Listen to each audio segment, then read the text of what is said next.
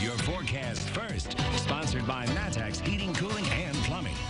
It's been another hot and humid day with more of those pop-up showers and storms, and they've been quite numerous this afternoon. As we take a look at our satellite radar, you can definitely see that we've got them out there. So we'll talk more in depth with these with Storm Tracker Doppler here in a moment. We have temperatures that range from 92 in Watseka to about 82 in Bloomington. Depending on where those showers and storms are, you might be a little bit cooler. But this is looking east from Champaign once again, trying to switch up the cameras, but the Bratcher weather camera on our Roof and Dog Skynet seems to be catching a majority of these storms as they pop up in the area. Our winds right now are very calm with there not being any storms nearby, but some of these storms do produce some gusty winds, so just take note of that. We do have these scattered storms left over into the evening hours, but we're still once again calling for dry conditions overnight tonight. WCIA3 News starts right now.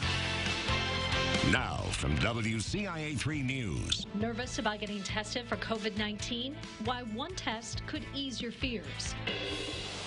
Plus, harsh words from the governor today before Congress, what he says the federal government failed to do. And a police officer shot 4 dogs. We'll tell you why. You're watching your local news leader. This is WCIA3 News at 5. These are much more comfortable for patients. If you need to get tested for COVID-19, look no further. This is for those of you who are a little nervous about that big swab you've heard about. Good evening, I'm Jennifer Roscoe. You may know about the testing site at Champaign's Mall. Now, Carl and Christie Clinic are adding a self-administered option. WCIA3's Courtney Bunting is live in our newsroom. So, Courtney, will this site work just like the one by Marketplace?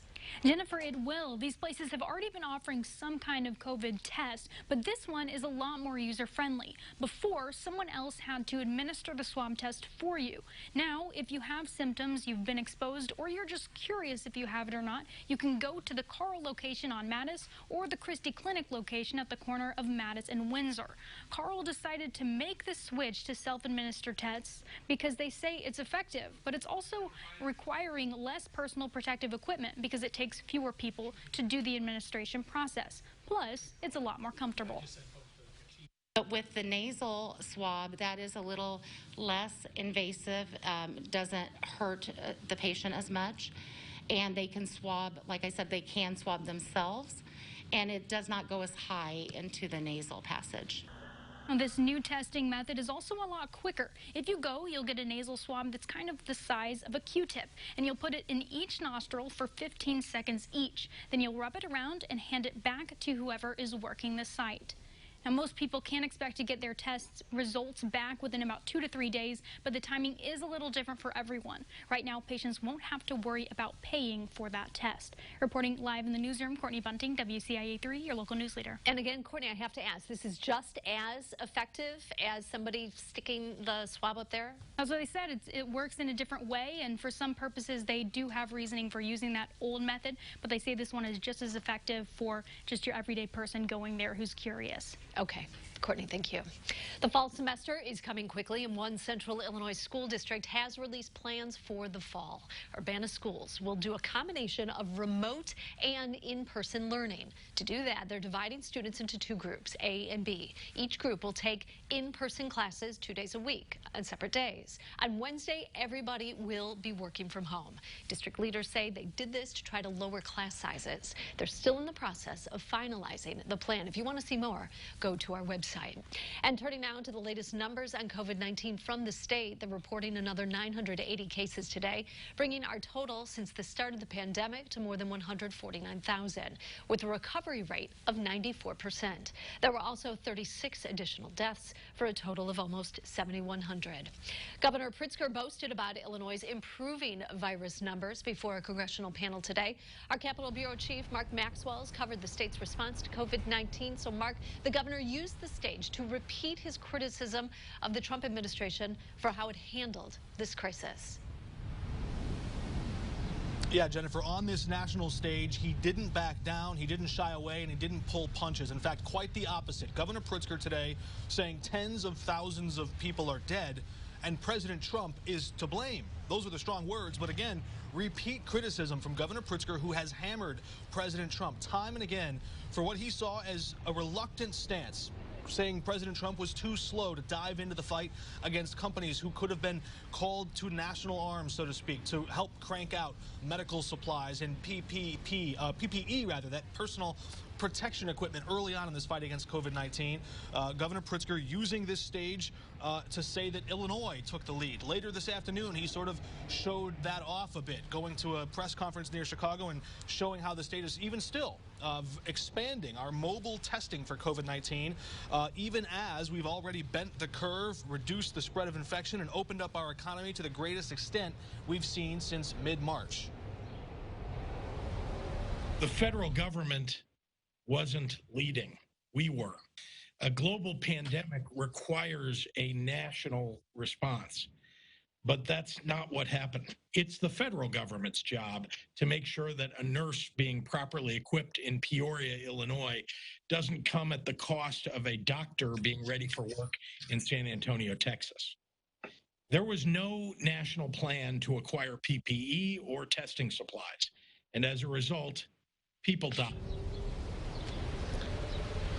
Some states now, even conservative states like Texas, are requiring everyone to wear a mask. If you don't, when you go out in public, you could face a fine in some places. Governor Pritzker now calling on President Trump to take action yet again. This time, he says we should implement a nationwide mask mandate. Governor Pritzker saying that now even in some corners of our state, the mask itself has become somewhat of a controversial political symbol. Some people refusing to put one on as a statement of defiance against what they see as an overreach of state government. Governor Pritzker, though, pointing to the stats and the facts showing that our rate of infection saw its biggest decline right after Illinois required everyone to start wearing a mask. Jennifer. Mark, thank you. A group that organized a protest in Champaign earlier this summer was in Mahomet today, encouraging others to help them fight against injustices. WCIA3's Jamie Mays has more. This is the second protest organized by Pain to Peace. Organizers say they plan to continue marching and advocating for change. Dozens of people walked about a mile through the city.